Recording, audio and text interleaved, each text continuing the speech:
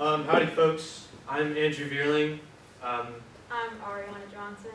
and our presentation is on the banking concept of education, and the purpose of the presentation is to answer the question, is there a right way to educate students? So basically the person who authored the concept is named Paulo Freire. He wrote a book called The Pedagogy of the Oppressed, and basically the concept of our presentation is an analysis of the teacher-student relationship at any level inside or outside the school, and it reveals its fundamentally narrative character. This relationship involves a narrating subject, which is a teacher, and a patient, which is the listening objects, which is students.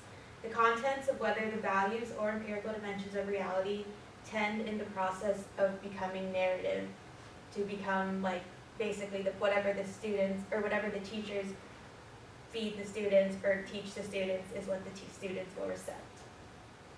This is a quote from his book, Pedagogy of the Oppressed, where apart from inquiry, apart from praxis, individuals cannot be truly human. Knowledge emerges only through invention and reinvention. Through the restless, impatient, continuing, hopeful inquiry human beings pursue in the world, with the world and with each other. So one of the things that was discussed about this idea of banking concept of education is how do we curb this idea of a teacher or a presenter just speaking through, or not speaking to the audience instead of attempting to find their own creative way of learning and of expanding and of their knowledge of the subject matter. So we looked at different forms of schooling. We looked at Common Core because the intention of Common Core was to have an equitable solution for education reform. I mean, it was no secret at the time that public education needed some fixing. And the original intended purpose was to dig into students' knowledge and their abilities, sort of, instead of their, getting like a test grade or something. But unfortunately, the Common Core method of teaching, the pedagogy, reverted back to the original banking concept that it sought so hardly to curb. And it had criticized for a one-size-fits-all, that all students should be taught the same way, and that the reliance on standardized test scores was not conducive, and that it basically meant that you were teaching them to test well, not teaching them to expand on their forms of thinking and of their individual academic mindset. And one of the things that was noticed was instead of teaching creativity or sort of like a uniqueness to how you experience your educational experience, it was taught very basic, cut and dry skills about studying and about academia. Another form of schooling that we looked at was homeschooling. We saw that because of the validating relationship between a parent and a student, that they're able to teach and because the teacher, who is the parent, guardian, whatever you have it, is the instructor, they're able to sort of shift their way of teaching around the students instead of, barking at students' orders and presentations and what have it. And one of the things that we noticed as a result was that high school students graduated at much higher rates, that is homeschool high school students. They tested better and they got better grades once they were enrolled in college. And so it's like I said, kind of the opposite of the standard, failed form of banking concept, because there can be some successful ways through the banking concept, but it curved the failures of, this curved the failures of this. And that you were able to work specifically with the child to draw out their individual ways of thinking, and as a result, they became incredibly academically inclined college students. So Paulo Freire's concept of the banking system was, he saw it as sort of a metaphorical comparison to going to like an actual bank and going to a teller. He thought of the student as the banker, and that educators were coming in and they were just depositing information, instead of encouraging their own forms of study and pedagogy. And that it wasn't about drawing out knowledge of students, but about like this, a rigid sort of cut and dry way of educating. So this is like an example of what we could say the banking concept is. Take this sport, baseball. I would be telling you guys, the students, baseball is a sport. Baseball is a sport that uses a baseball. A baseball field uses 3 bases and a home base that are all 27.5 meters apart. Then I move on, and that's all you would get. And if someone had a question, probably wouldn't I'd just move on, maybe say like, oh, we'll talk about that later. Because if you were to take a test, what is baseball? And then there'd be a drop down of what you would answer.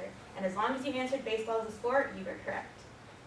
There's another concept that you could use called problem posing education, in which you actually ask questions to see what the student collects from what I told you and how you can expand on your knowledge.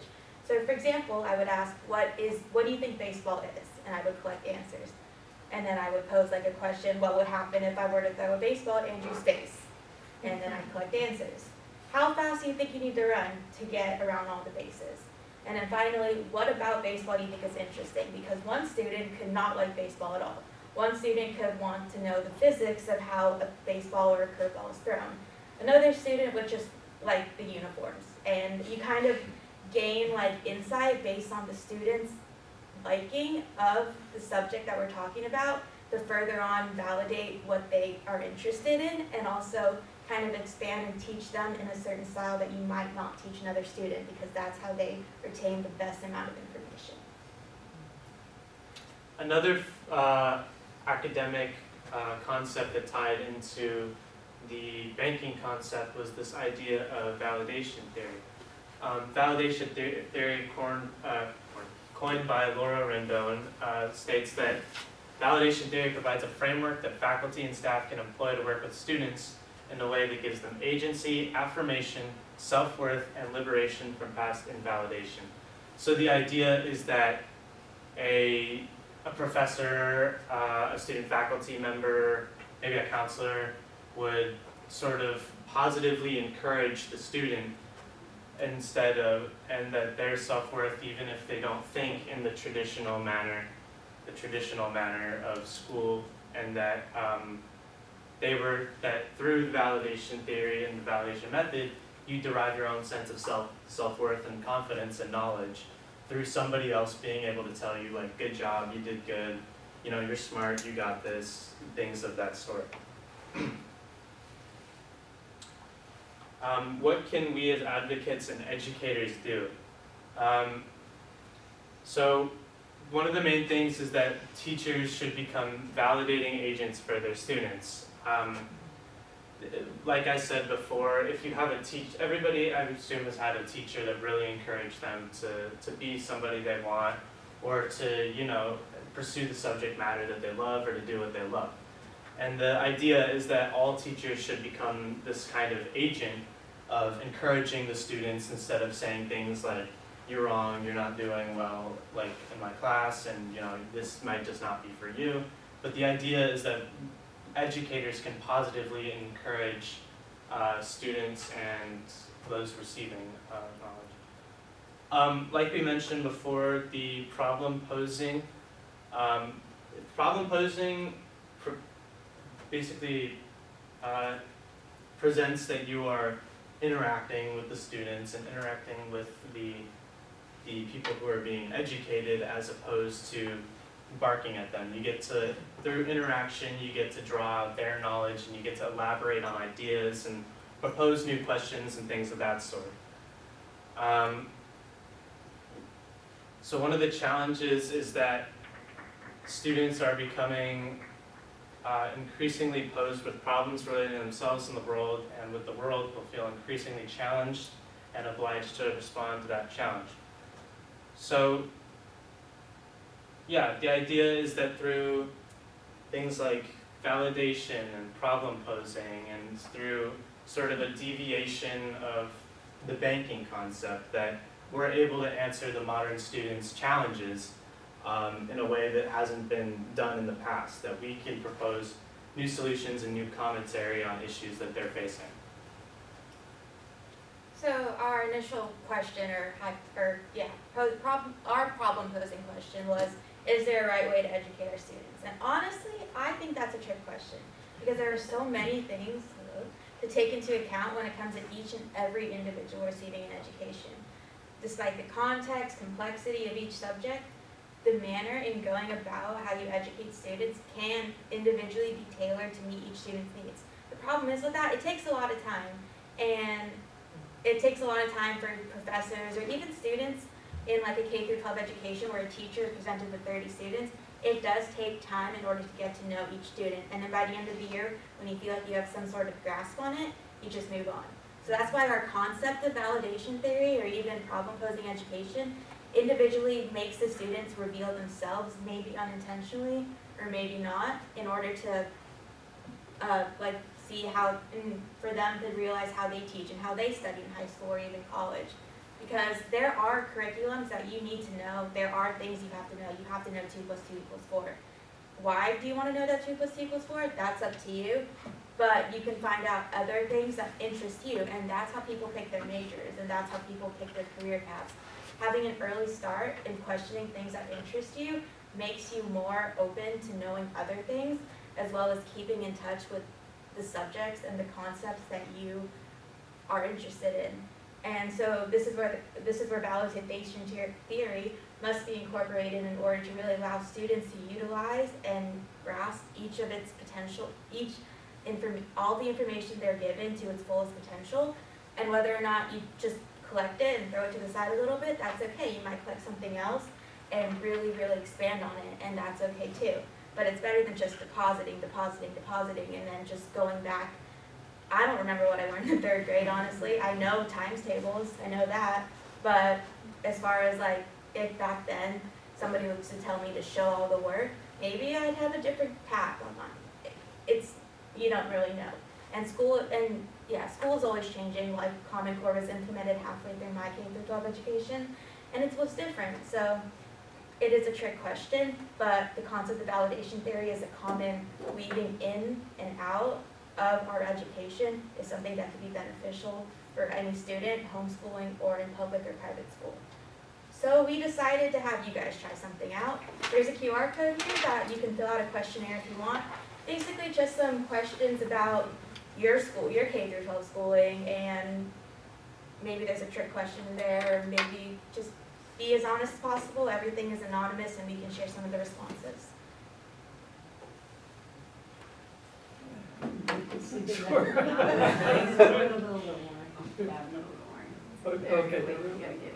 Okay, thank you. That's not bad. No. Good thing. Yeah, there you go.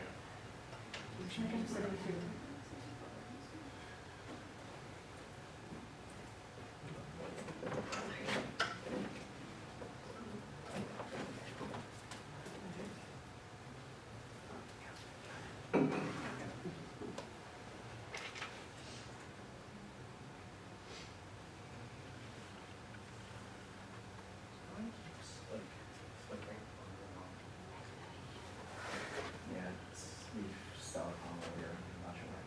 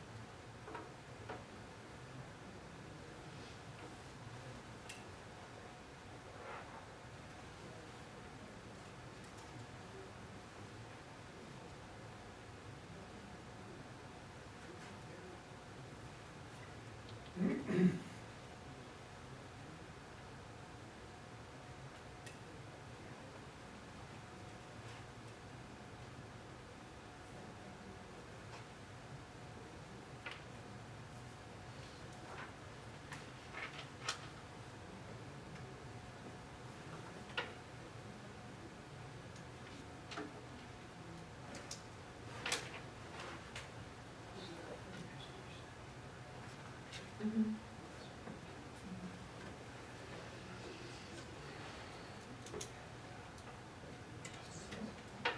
so far we've got 5 responses. If you want to keep going, go for it.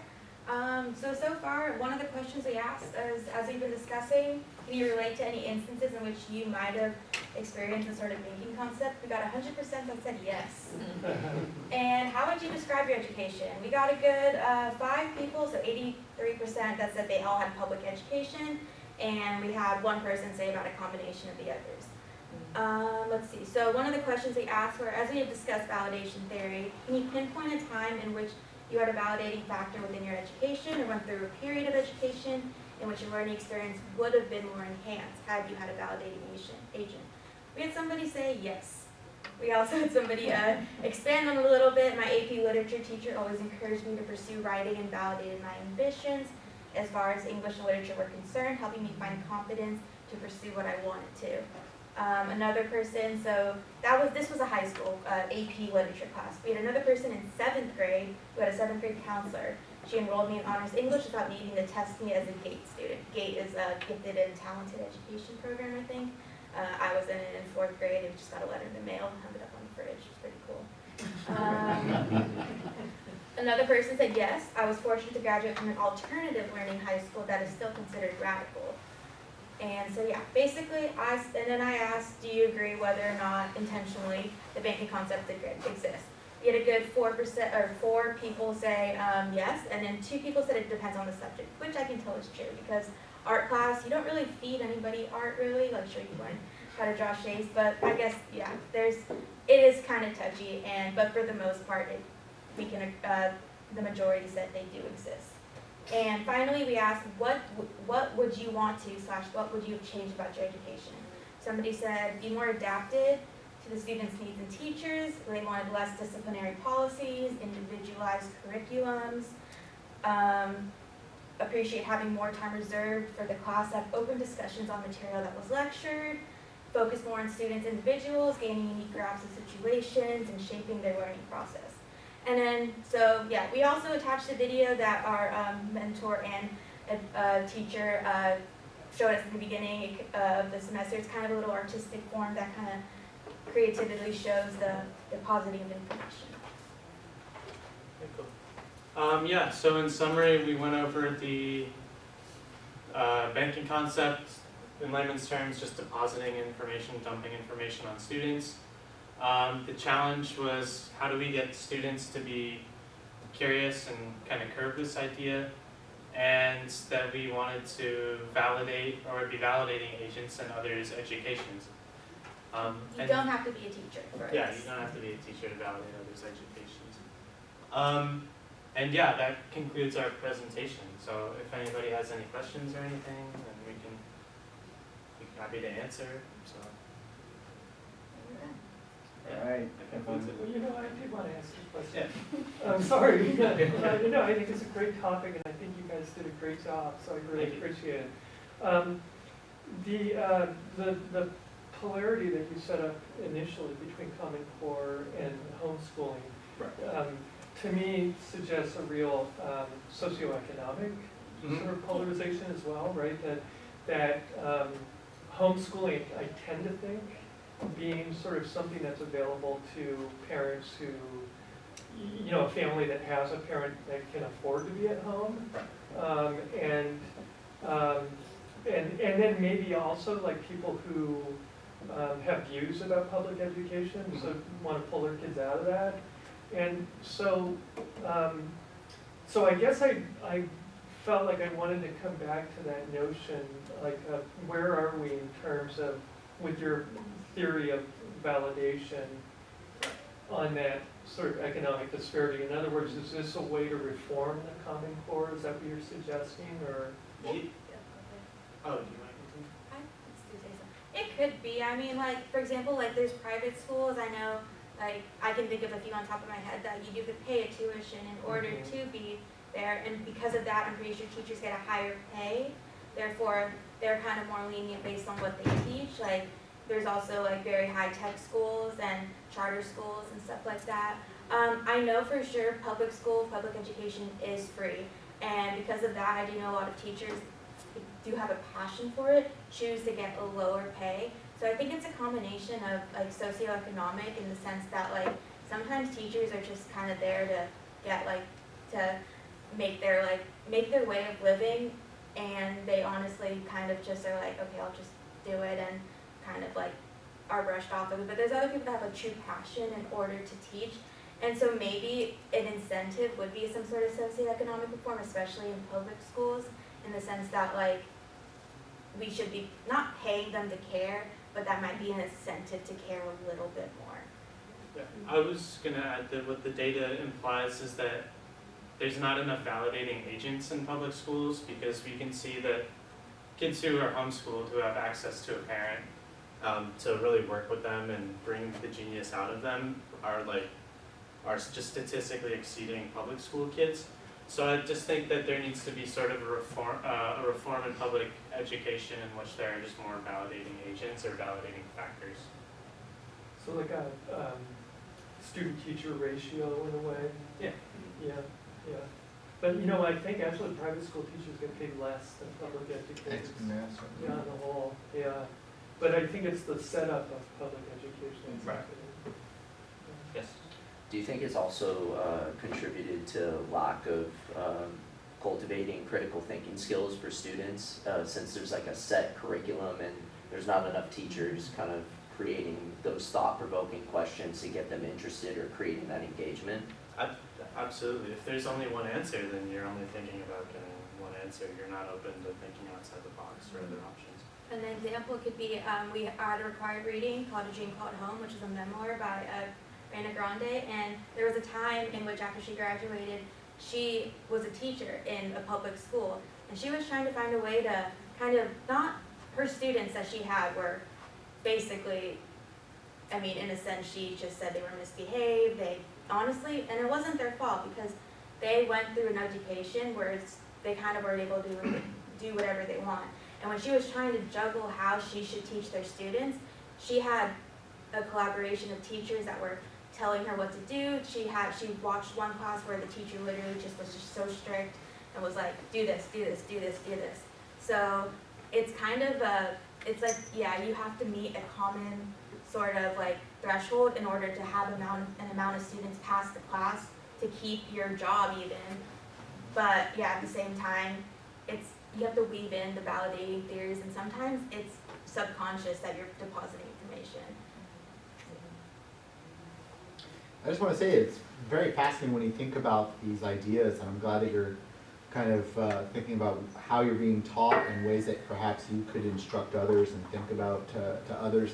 Because I'm fascinated by this idea of what Common Core was designed to do, and then what its kind of failures have been, and its lack of understanding of different groups of cultures and different economic systems, and this idea of like e pluribus unum, from many one, that not necessarily is the best way for our country to have its education system, considering how diverse and how unique all of these needs are. And you're positing basically that this was actually one of the bigger mistakes that we have done recently in education. And I think obviously a lot of public schools have become very politicized, right, in what they're learning and so on and so forth, but you can see that there's still like a desire for many parents to have more of a say because Common Core wasn't meeting the needs of their children. Right. You can kind of see that there's some real issues there. So I just want to say you did a great job,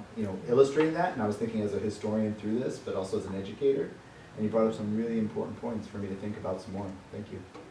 I had a question. Have you guys heard any research of the IEP plans they do? Yeah, I was on an IEP. Yeah, so I was kind of curious. My daughter actually just got put on an IEP, and it's been phenomenal at Oceanside High.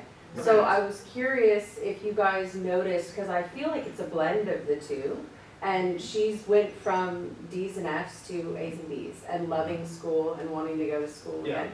Because I'm, a single parent, I can't homeschool. Right. I would love to, but I was just curious if you had came across any, that information, feeling like it'd be not a full-blown solution, but kind of a compromise. Yeah, I don't have any statistical information, but from personal experience, I was on an IEP, my grades when I started were like, I mean, I think my highest was like elite. Yeah. But once I was able to get in like mine had like kind of a community classroom thing Mhm. with like a teacher, whoever saw. And getting able to work one-on-one with him and having a modified structure that fits a differently working brain Yeah. showed major academic improvement. I never got anything below a C after that. My grades were not bad. So yeah, I do think that is, Small step maybe. yeah, a small Yeah. step, and I think that should be open to many different students, and that the public education system should work more to meet the different needs of the students. I mean, the student body from even 40 years ago is drastically different now. There's so many different socioeconomic aspects to it, so many different personal aspects to it. What's being taught may not resonate with everybody. I just think that the public education system needs more tailoring and more working around the students than what the banking concept suggests, which is just, funneling students into the same ideas. Great job. Yeah, thank you. Great job.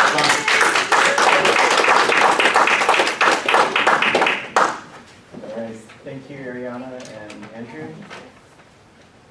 So for our second presentation, it will be from Sara Nasahi. I'm so sorry. No, it's gonna be All right, and then her mentor is John Irwin. Don't mind. Sure. Yeah. Right. So the title of her presentation is The Hero's Journey, a view of gender under a literary lens. This research paper covers the significant differences between heroic representations of gender in classic and contemporary folk literature, using two prominent characters contrasting in gendered experiences. Alright, so here's your clicky thing. Yeah, back and forth, yeah. And then, yeah, you have to stand near the keyboard. Done? Okay. Go ahead. Yeah, you guys saw the title? Looks great. By me. Okay, so just an intro.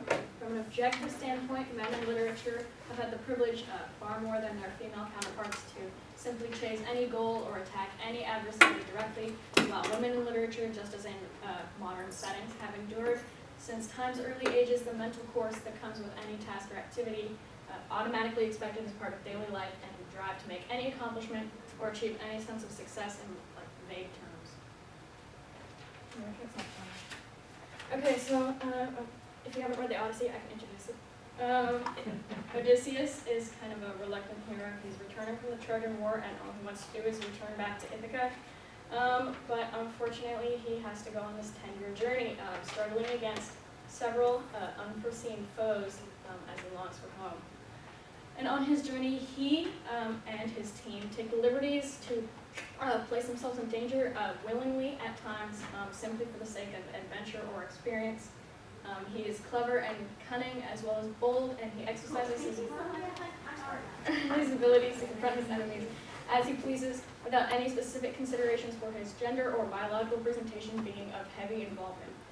And he does return to Ithaca successfully after many battles and triumphant conflicts, where he made significant steps towards his greater goal of reaching his desired point. All right, cool. Do you want me to? Oh, okay. Handmaid's Tale is a little different. It's a little bit scarier. Offering is just a little though. Okay. Yeah. You know the Odyssey, right? You know the whole story. And in consideration of the story, she is a woman placed into a class of handmaids in the New Republic of Gilead, which is a religious theocracy having taken over the place in the United States. So there's a climate crisis, and the plague of infertility resulting from it is blamed on women, using supposed religious justifications, and women are uniquely organized and oppressed in different classes and organized according to different purposes.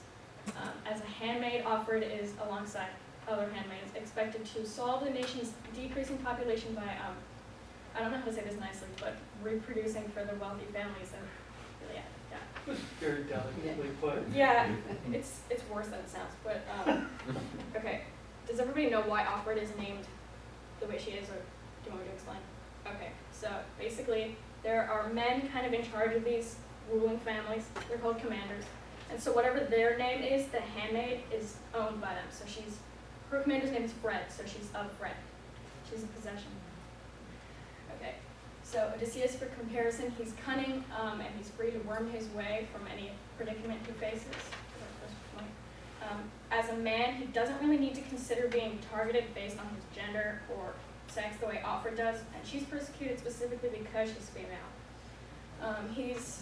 Like I said, he's never persecuted based on any reason, or solely because of his existence as a man and is a person, even if he's flawed or less than admirable. I also wanted to mention that his wife in the story, Penelope, is a little bit similar to Offred in the way that she is waiting for his return home, and she's threatened to remarry and urged to do so as a woman. And even though she tries to avoid her suitor, she has to consider being punished as a woman avoiding expectations. If Odysseus acts in a manner that is inadvisable, such as the instance where he shouts his identity to Polyphemus the Cyclops after the monster's defeat, he does not suffer consequences because he's male. He has room to act how he pleases, whether that's boldly or slyly, sometimes without consideration of consequence.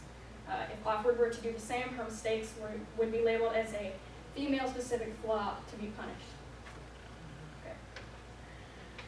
Unlike Odysseus, Offred does not have the liberty of acting to save herself, and her journey as a heroine, which is still admirable and heroic because of her strength and persistence in the new world, is more of a mental struggle than a journey.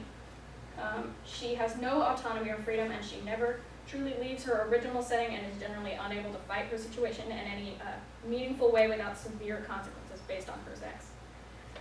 She can't seem to move an inch in Gilead, and there is no real movement in her story as there is with Odysseus. Her story is more of one of scraping by for survival, where Odysseus moves in leaps and bounds, sometimes voluntarily placing himself in danger the way that Offred could never do. And while he does suffer, it's not because he's a man the way that Offred suffers, because she is female. Her decisions and her acts to save herself are under threat of gendered persecution, and she has to act discreetly where Odysseus doesn't have to.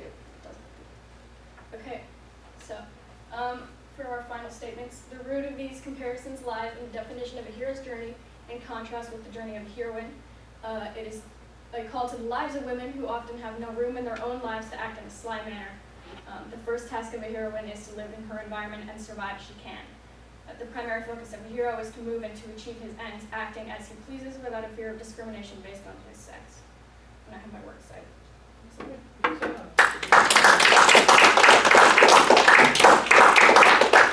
I was nervous, I don't know if you could tell. You did a great job. Great job, John. Okay, that's it. Any questions?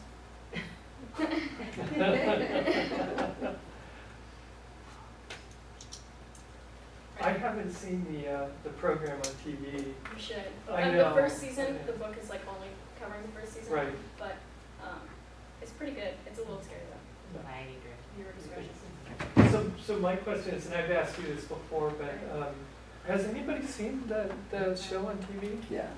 Oh, you have? Yeah, Okay. yeah, it's So my question is whether the differences that you notice in the book play out as or are adhered to, or whether there's change in the series as it goes from season to season to season, and I don't know if Margaret Atwood is in charge of that development or whether other writers have taken it She's in over. charge of, I think she was at least more involved in the first season. I'm not sure about the Which others. is the book, right? Yeah. Okay, so other writers took it over? I think even, I don't want to spoil it, but Okay. I might have to. Okay, so this isn't in the book, but as far as the show goes, she does escape, but she's still followed. Cradle cut. Okay, she's still followed by Gilead. They're still persecuting her. She's a woman. She's not doing her duty, so they're trying to find her. So, like, even if she does move a far distance, like Odysseus does, because Odysseus he's not targeted because he's a man, but Offred still is, no matter where she is. So, yeah, that threat is still there. Not much change. Are there parallels between, like, when we think about the agency of women and their actions, are there any parallels between, like, the Odyssey and the Handmaid? In that, what I'm trying to say is that, for instance, if it is acceptable for the characterization for a woman to be seen as, like, sly or cunning in the Odyssey, I haven't seen the Handmaid's Tale, but is that almost like then an accepted activity? Are women basically always using the same, you might say, skill set in both of these stories, or what other similarities are you finding between kind of acceptable roles for women in both of these stories? I'd say, I was going to try to specify that, but I wasn't sure how. I would say, there are instances where Offred could be more sly or cunning, but even if she was, that's why I brought up Penelope, she would still be punished in the way that Odysseus wouldn't really be. It's more seen as an admirable trait for him, and in women it's like something to be frowned upon. So I've not read the book Handmaid's Tale, but I've seen all of the It's seasons. similar. And be careful because it does produce a lot of anxiety. I'm like always thinking it's just about to happen here. But I'm wondering, there are other women who perpetuate sort of this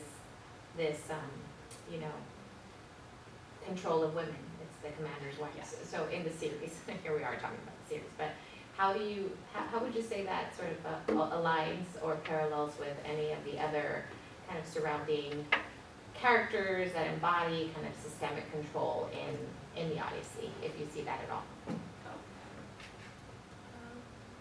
I'm not sure, I'm kind of blanking, but I'd say it's interesting that Serena is the wife. She also oppresses Offred.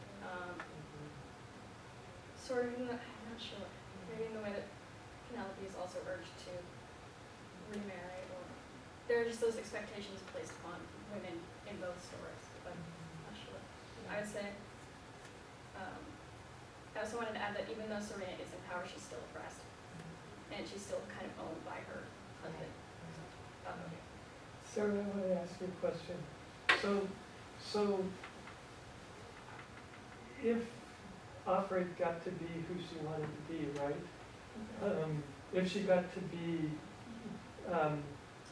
is being a hero kind of in the male paradigm where a woman wants to go and be? Do you know what I mean? Or does being kind of like, is the goal something else?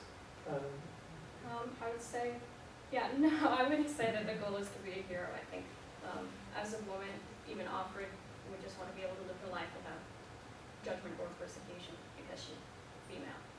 Okay. I think she's a writer, isn't she, at least in the show, or an editor, and I think she would just want to do that instead of survive. Yeah. Okay, thank you. You're welcome. Awesome. Is that it? Yeah, thank you. Okay.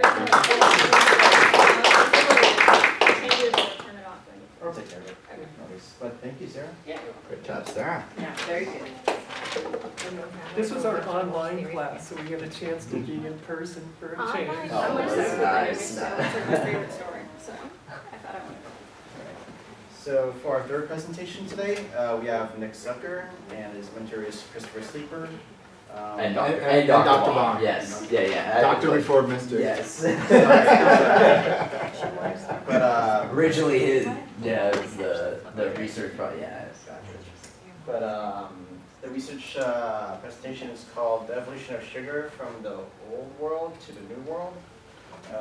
Research paper pertaining to how sugar was used, viewed, and innovated in the ancient world, leading to the New World in the Americas.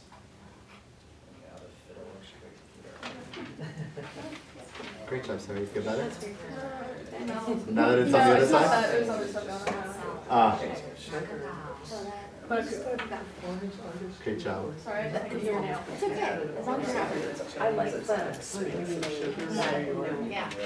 when it comes to the suffering. Tara walks. And it's actually about like that. I didn't even know what I was blacked out when I was writing my presentation. I was like, I have to say things. Alright, good morning, guys. Good morning. Good morning. My name is Nicholas Zucker, student of Dr. Bond, Professor Sleeper in history. It's my research project pertaining to the evolution of sugar from the old world to the new world.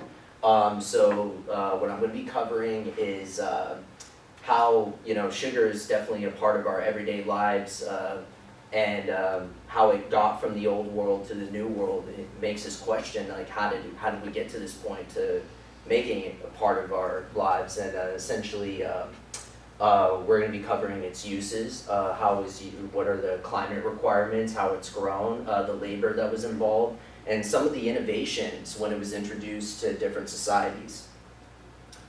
So part of the origins originated from, or the birth mother, Papua New Guinea at around 9000 BC.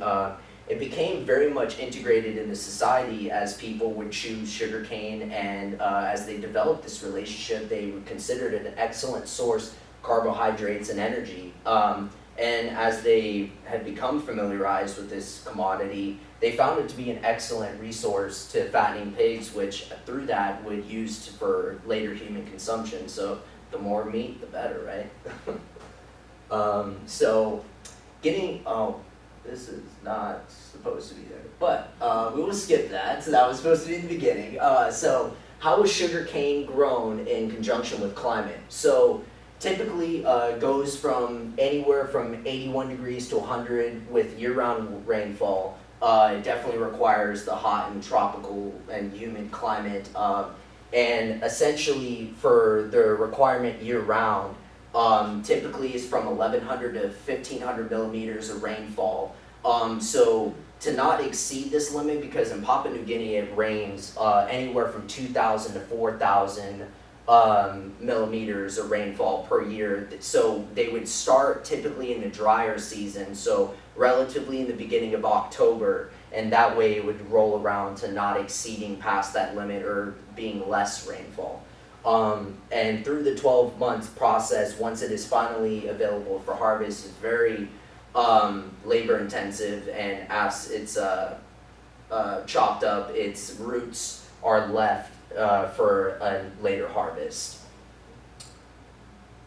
So at this point, sugar, as it was part of Papua New Guinea in the society, eventually through advancements of shipbuilding and technological innovation, they were able to transfer larger quantities and other trade commodities from the islands into Southeast Asia and South Asia. According to documentation, it said it reached Southeast Asia and India at around 1100 BC, although other historical evidence suggests that it may have been introduced a little bit sooner, but this is what I could find pertaining to that. Sugar in ancient India, when it was introduced, people fell in love immediately when it was introduced, and they developed a very keen relationship and made some excellent innovations that definitely contributed to what it is today. So beginning in the Gupta dynasty in 350 AD, they were the first to develop a method in crystallizing sugar, as something we are familiarized as we see it in its rock form. And it was through a process of grinding and pounding the cane to extract its juices, and later to be boiled till it's super saturated, forming these rock crystals. And for the remainder of these rock crystals, we would see molasses as the remaining form that would be within the boiling pot that you would see, and creating this dark syrupy texture that we recognize today and see, bottled up in these jars. As far as what it was used for in ancient India, there was nothing that I could find, but we do know that in later periods that it was used for baking and other cuisines to give it its unique flavor and spicing, and also being contributed to brown sugar, combining molasses and sugar to brown sugar.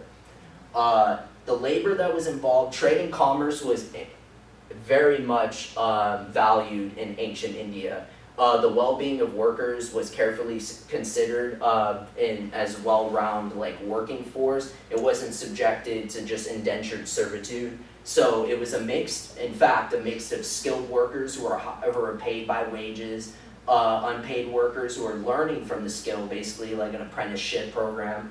Also, there was workers who were serving for religious purposes, indentured servants or prisoners of war, people who were essentially paying off debts. And the workforce, as mentioned before, since it's very labor intensive, sugarcane is very heavy, so you need a compilation of a bunch of people to work with these crops and harvesting, chopping it down, and carrying the large loads for later to be traded throughout the world.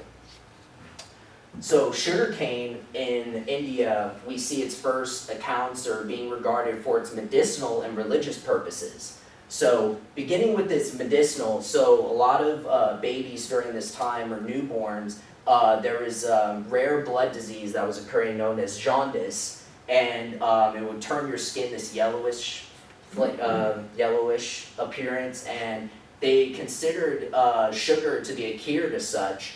It also, other medicinal properties, is they also considered it having anti-allergic properties, rich in minerals, improving digestion and immunity, cleansing the blood, lungs, all those things, the bladder, also purifying, or also, as we all know, giving us that sugar rush, providing us energy, and they were all on those same sentiments that we recognize. For its religious purposes, what I found particularly fascinated by was it was used by holy men to provide strength during their austerities, which is another word for prayer. Siddhartha Gautama was known as being born of sugarcane. So since his ancestry traced back to Sanskrit ikshu, meaning sugarcane, Sanskrit is also translated in piece of sugar or rock sugar. So with that being said, he was adorned through sugarcane. In addition, sorry, I almost skipped. Buddha, for entering his entering enlightenment, was actually adorned or given sugarcane as his initiation to enlightenment by his two brothers, that I found interesting as well. Sugar in the Middle East. I thought this quote excellently demonstrates when it was finally introduced to the Persian Empire. I know the Persian Empire or the Islamic world definitely came into contact with sugar before, but this was the first account historically where King Darius of Persia, after invading India, came across sugarcane fields and sugarcane itself. And he's this quote, "The reed which gives honey without bees." And we have to remember that sugar, for a long time before it was ever introduced to the old world, any world for that matter, a lot of what we would do to crave or curb our sweet tooth was through honey, dates, fruits, and all those things. So we finally, through King Persia, King Darius's experience, we have something else. We have something else to curb our sugar craving, or activating our sweet tooth. So, first introduced in 510 BC. In the Islamic world, they made excellent strides pertaining to sugar factories. This was where we see the first accounts of sugar mills that were all water-powered, water-fueled. Before getting into that, the interesting aspect when it was introduced to Persia was they kept this a secret. They were not trying to spread any of the technologies or any of the information pertaining to how it would be harvested once it was retrieved after the invasion of India. And this secret, in fact, was not broken until the Sassanians invaded the Persian Empire in 641 AD, and they exposed this more to the world, where people would have more access to sugar technologies. And at this point, this is where you see the beginning of sugar factories being established in the Fertile Crescent, more particularly along the Nile River of Egypt and parts of the Mediterranean on the islands of Cyprus, Crete, and southern parts of Sicily. What they did was just fascinating, considering the climate, as we have studied before in the previous slides. It requires a tropical, hot, and humid climate. Now in the Middle East, that is not a replication of that whatsoever. It's not tropical. So they had to develop improved refining techniques, not only with that, but with irrigation and agricultural techniques to keep this harvest essentially flourishing. So the Islamic Empire used these irrigation and agricultural techniques and used significant amounts of water from the Nile River to fuel these sugar mills to produce sugar for the old world. And some of the innovations that came from the Islamic world, which I also found interesting, was the earliest forms of desserts, cakes, cookies. There were a nut form of cookies and fried dough treats. They all have these Arabic names, and I retrieved this from a 10th century and 13th century Islamic cuisine cookbooks. One thing that I thought was interesting, so the cheese Danish was not in fact coming from Danish, actually came from the Islamic world, where the first accounts of the cheese stuffed flour cake for dough filled with cheese and such. So I'd say they were the ones who had contributed to that. So kudos to them. Everything comes from somewhere, right? So sugar in medieval Europe, first introduced in 1069 AD after the Crusade soldiers who had retrieved it, brought it back. People revered it immediately. Unfortunately, it was considered a luxury spice, wasn't widely consumed amongst the people. So it was mainly consumed by wealthy Europeans who were adoring themselves with dessert creations, through custards, wafers, gingerbread, jellies, apple pies. They would even do sugar art engravings and such, where they would make art out of sugar, which I thought was interesting. For the commoners, though, this was it was primarily used for medicinal purposes and sold by pharmacists. And I thought this picture greatly demonstrates how it was consumed amongst the commoners, where people would use the sugar base to hide the taste, kind of like what we do with our cough medicines today, very similar to how they would do it back then. There was that Mary Poppins quote, it's like 1 spoonful of sugar makes the medicine go down. I thought definitely demonstrates through this picture. There were some issues and problems, solutions, all those things that definitely was adapted to this once it got to the later periods, relatively around the 14th, 13th century. So because of the cold winters and hot summers, sugar cultivation was not easy. As I mentioned before, it took a lot of water, and eventually it would spoil the soil, and through these cold winters and hot summers, sugar was produced at very scarce amounts. You weren't able to produce it to the large quantities that they had hoped for. And eventually, they started moving, instead of relying on these sugar factories in the Middle East, the Genoans and the Venetians began relying on India to trade sugar. To trade sugar and refining it through their techniques, and they would use a mix of workers from throughout the Middle East, similar to India, through paid workers, indentured servants, eventually transferring over to prisoners of war, predominantly speaking, and people who were paying off debts. And during this time, the Portuguese began arising as a direct competitor to the Genoans, Venetians, who would retrieve the sugar technologies and establish their very first African slave labor plantation on the Madeira Islands and Sao Tome. I've said so much. And so this picture kind of shows some of the refining that had taken place in medieval Europe. Sugar's arrival into the New World. Christopher Columbus, the Americas of 1492, discovered, first landed in the Bahamas, and it was perfect climate, close to coastal waters, easy to take any form of trade commodities, uploaded to the ship, and to be taken through the Middle Passage transatlantic trade to the New World. As he returns and alerts Europe of the discovery, he comes back with sugarcane plants and crop to plant in Hispaniola in 1493. And the climate and the agriculture was very much reminiscent of Papua New Guinea. It was tropical, hot, humid, had steady rainfall, absolutely ideal to become a global sugar empire.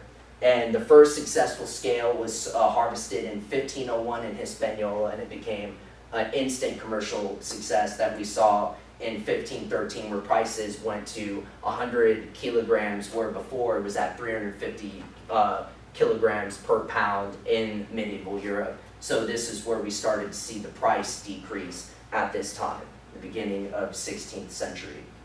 So Portuguese dominates the sugar industry.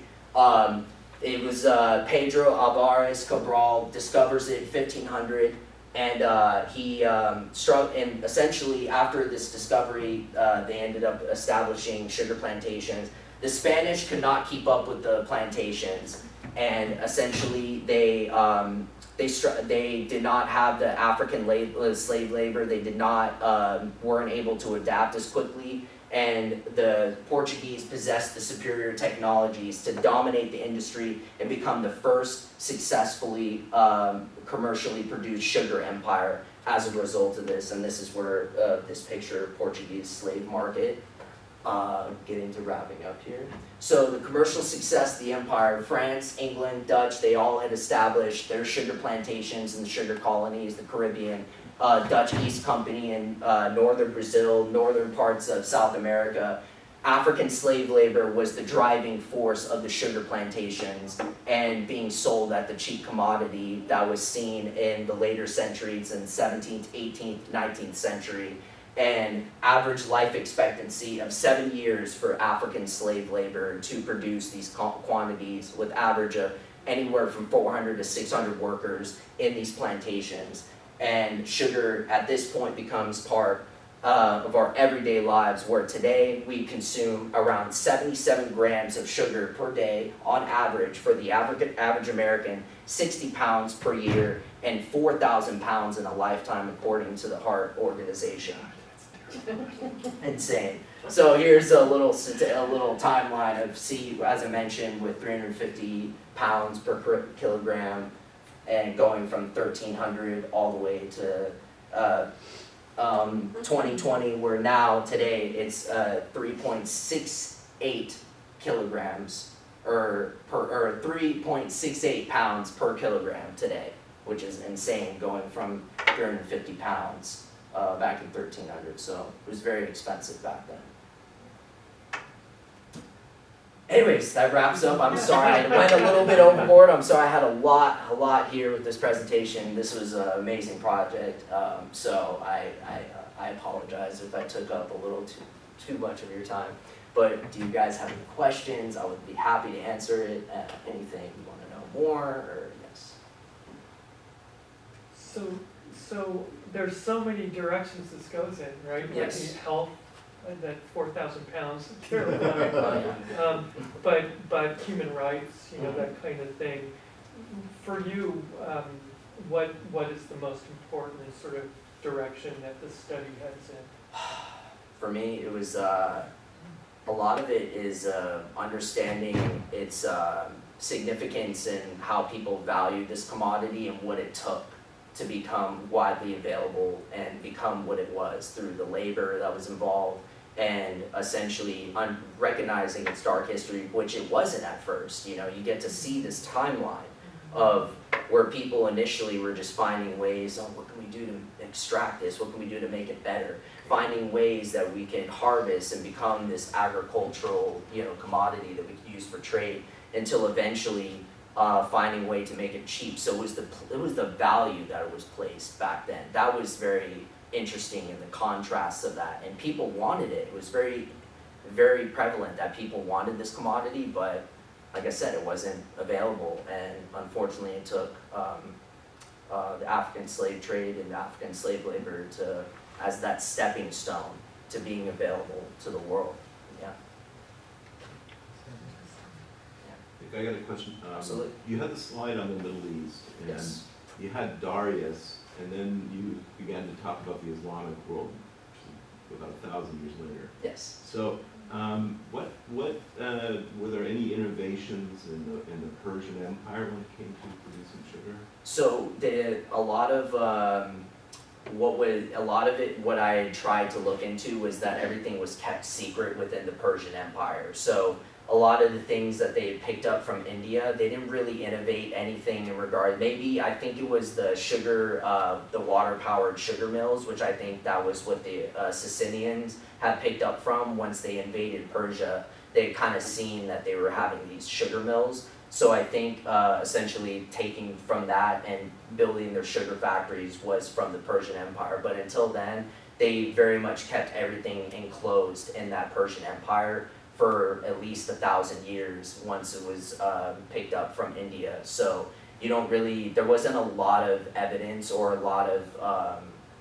information that I could find that they made these innovations. It was mainly afterwards that I could get documentation and historical evidence pertaining to the agricultural innovations, irrigation, the sugar mills that they established, and the pressing that was one of the very interesting innovations that the Islamic world came up with, was the extracting and using innovative technologies to get and extract more sugar juice, which was from the Arabic world after Persia. Does that answer your question, or? You danced around it, that's okay. Yeah. So what, are you asking if there's anything in? Yeah, I was just a little more curious about the Persian Empire, but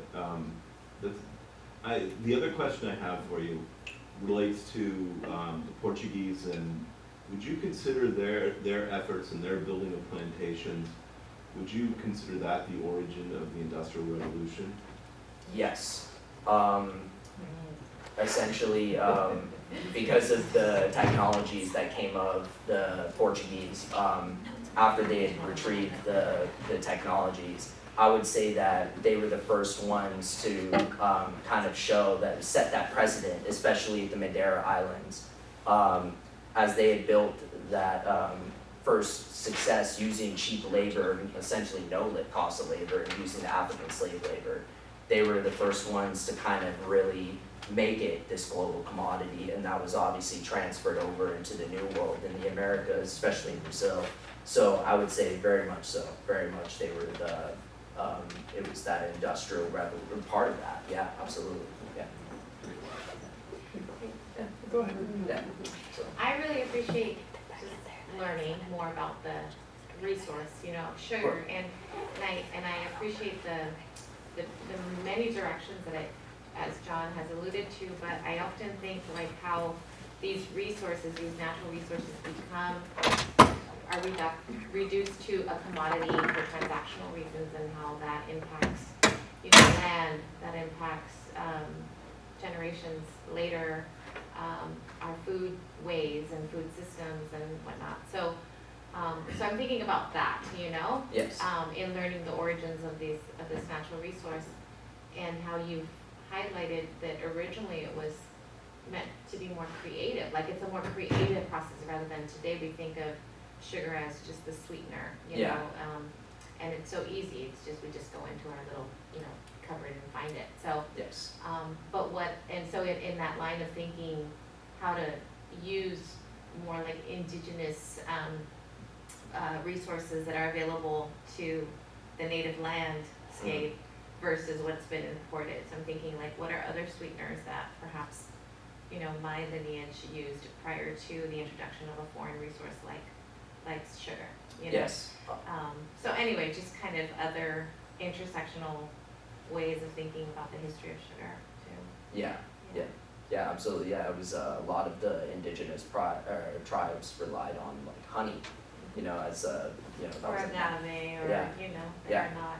Yeah, I think stevia as well. Wasn't that a plant as Yeah. well? Yes, stevia. That was another plant before sugar was introduced to the South America and the Caribbean and such. So that's what's interesting. Is like before getting into this, I would always thought, oh, sugar, was a growing crop in South America, and then all of a sudden I get into a history class, I'm like, oh my goodness, no, absolutely not. So I think that's what triggered my fascination by this subject, presented by Dr. Bong. He had done a brief presentation. Professor Sleeper had done also in his history class talking about the significance of sugar, how it affected our everyday lives. So I thank these two for bringing it to my attention. Also, my last name is Zucker, which is really ironic, which means sugar in German. So it's meant to be. Yeah. Well done, Nick. So yeah, thank you guys. Sorry for going overboard. So I think, again, other sessions may have started, because we kind of allowed ourselves to enjoy these presentations thoroughly. So if you would like to use the facilities or restrooms, just be a little cognizant of those other presentations as you're going into those in those other spaces. There's 2 rooms right next to us that might be in a presentation already. So just be careful as you're kind of walking in, just to be on the quieter side. So thank you, great job. Thanks, Thank you, everyone. Sarah, that was fun. Yeah, Thank you, great job. Thanks. But yeah, There is also the commentary form, please fill out who you have. Sorry, Alex. Great. Thank you.